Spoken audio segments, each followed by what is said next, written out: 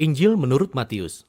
Pada video pertama, kita telah melihat bagaimana Matius memperkenalkan Yesus sebagai Mesias dari garis keturunan Daud, dan sebagai guru yang penuh kuasa seperti Musa, juga sebagai Immanuel, yang dalam bahasa Ibrani berarti Allah beserta kita. Setelah Yesus mengabarkan dan mengajarkan tentang kedatangan kerajaan Allah, dan setelah ia membawa kerajaan Allah ke dalam kehidupan sehari-hari bangsa Israel, kita dapat melihat bahwa Yesus diterima oleh banyak orang. Tetapi ada juga yang menolak Yesus, khususnya para pemuka agama Israel, orang-orang Farisi. Jadi pertanyaan besarnya adalah, bagaimana konflik antara Yesus dan para pemimpin Israel ini akan berlanjut? Bagian besar berikutnya, pasal 14 hingga 20, menelusuri berbagai pandangan tentang Mesias. Jadi Yesus terus menyembuhkan orang sakit, dan bahkan dalam 2 kesempatan, ia membuat mukjizat memberi makan kepada banyak orang di padang gurun. Pertama kepada orang-orang Yahudi, dan yang satu lagi kepada orang-orang bukan Yahudi. Dan mukjizat ini sangat mirip dengan apa yang dilakukan Musa bagi bangsa Israel di padang gurun. Jadi semua orang ini sangat antusias dengan Yesus.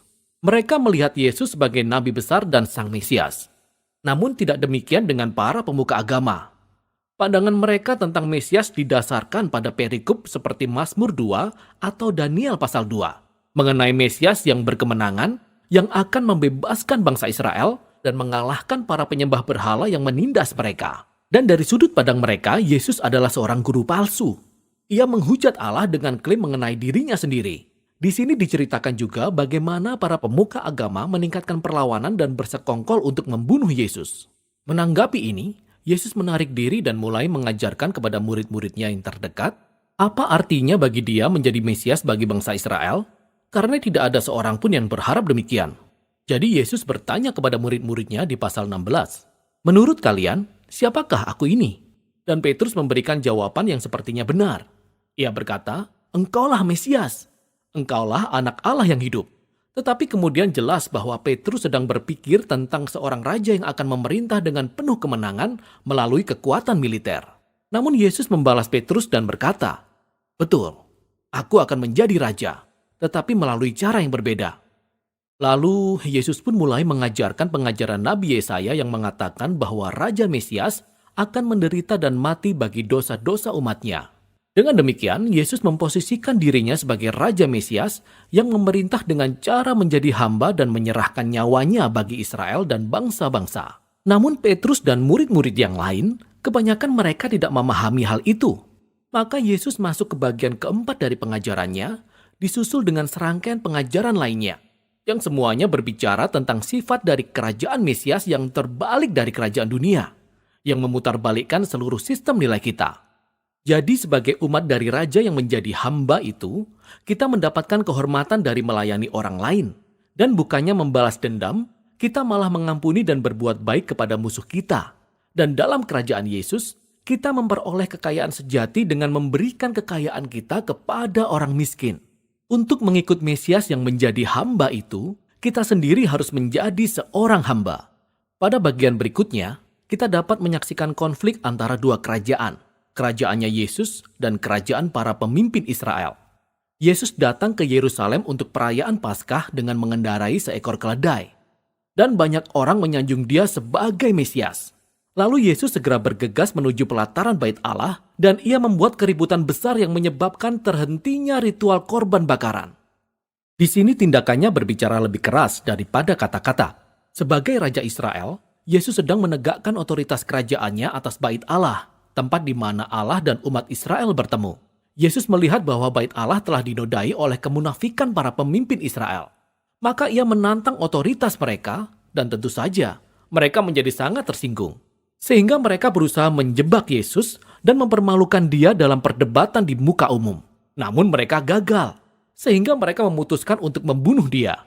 Yesus menanggapi ini dengan menyampaikan bagian terakhir dari pengajarannya. Pertama-tama, ia menyampaikan kritik tajam kepada kaum Farisi dan kemunafikan mereka.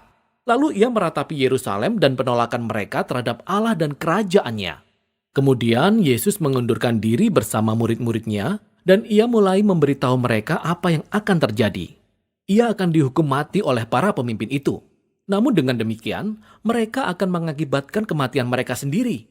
Karena bukannya mereka memilih jalan Yesus, yaitu kerajaan yang penuh damai, Mereka malah memilih jalan pemberontakan terhadap kekaisaran Romawi. Sehingga akhirnya Yerusalem dan Bait Allah akan dihancurkan. Akan tetapi Yesus berkata, ini bukan akhir dari cerita. Setelah kematiannya, ia akan dibenarkan oleh kebangkitannya dan suatu hari nanti, ia akan kembali dan mendirikan kerajaannya atas segala bangsa.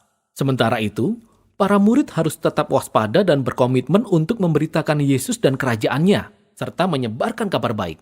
Dan saat perkataan Yesus masih terngiang-ngiang di telinga para murid, kisah ini mencapai puncaknya. Malam itu, Yesus membawa murid-muridnya pergi dan ia merayakan perjamuan Paskah bersama mereka. Paskah mengulang kembali kisah pembebasan bangsa Israel dari perbudakan melalui kematian anak domba Paskah. Lalu Yesus mengambil roti dan anggur perjamuan sebagai perlambang yang baru untuk menunjukkan bahwa kematiannya yang sudah dekat akan menjadi korban untuk menebus umatnya dari perbudakan, dosa, dan kejahatan.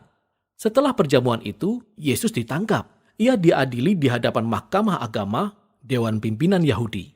Mereka menolak pernyataannya sebagai Mesias. Mereka menuduh dia menghujat Allah. Lalu Yesus dibawa menghadap gubernur Romawi, yaitu Pilatus. Menurut Pilatus, Yesus tidak bersalah. Namun Pilatus menyerah pada desakan para pemimpin Yahudi, sehingga ia menjatuhkan hukuman mati kepada Yesus dengan cara disalibkan. Lalu Yesus digiring oleh tentara Romawi dan ia disalibkan. Nah, tepat pada bagian ini, kita bisa melihat bahwa sama seperti pada pasal pembukaan, Matius memperbanyak referensi ke Perjanjian Lama. Ia berusaha menunjukkan bahwa kematian Yesus bukanlah sebuah tragedi atau kegagalan, melainkan penggenapan yang mengherankan dari semua janji para nabi di Perjanjian Lama. Yesus datang sebagai Mesias yang menjadi hamba, seperti yang disampaikan oleh Nabi Yesaya. Ia ditolak oleh umatnya, namun bukannya ia menghakimi mereka, ia justru dihakimi oleh karena mereka, ia menanggung akibat dari dosa mereka. Lalu babak penyaliban mencapai titik akhir di mana tubuh Yesus dibaringkan di dalam sebuah kubur. Namun kitab ini diakhiri dengan sebuah kejutan di pasal terakhir. Di hari Minggu pagi, para murid menemukan kubur Yesus sudah kosong. Kemudian, tiba-tiba saja orang-orang mulai melihat Yesus yang bangkit dari antara orang mati. Dan kitab ini berakhir saat Yesus yang sudah bangkit itu menyampaikan pengajarannya yang terakhir yang disebut amanat agung. Yesus berkata bahwa sekarang dialah Raja sejati atas dunia ini. Maka ia mengutus murid-muridnya ke segala bangsa dengan membawa kabar baik bahwa Yesuslah Tuhan. Dan setiap orang dapat masuk ke dalam kerajaannya dengan memberi diri dibaptis dan mengikuti setiap ajarannya.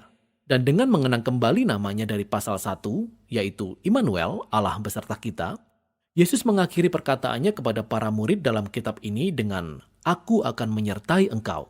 Inilah janji akan kehadiran Yesus sampai nanti ia datang kembali.